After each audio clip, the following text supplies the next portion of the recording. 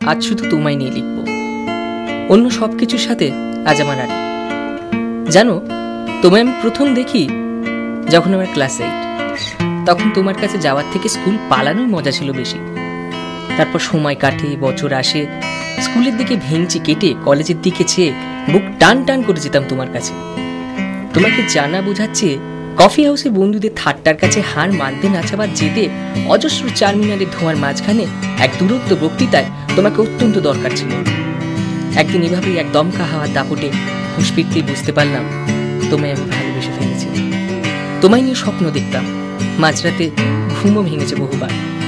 College শেষ হলো, কিন্তু অন্যান্য ছাত্র বন্ধুদের মতো নয়, 1 বছর দেরিতে।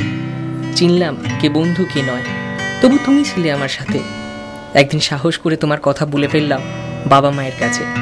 আগেকার দিন হলে ত্যায্য পুত্রী উপাধি পেতাম। বহুদিন কথা বন্ধ ছিল বাবা মায়ের সাথে। তারপর যখন বুঝলেন তুমি ছাড়া আমার আর কিছু হবে না, তখন আমার জিদের কাছে হার মারলেন। তারপর লোকচক্ষুর সম্মুখে তোমার আমার পথ চলা শুরু একসাথে। জানি না কোথায় পৌঁছবো দুজনে, জানি না ভালোবাসার কি রূপ দেখবো ভবিষ্যতে, তবু তোমায় আমি ভালোবেসেছি, ভালোবাসি, ভালোবাসবো।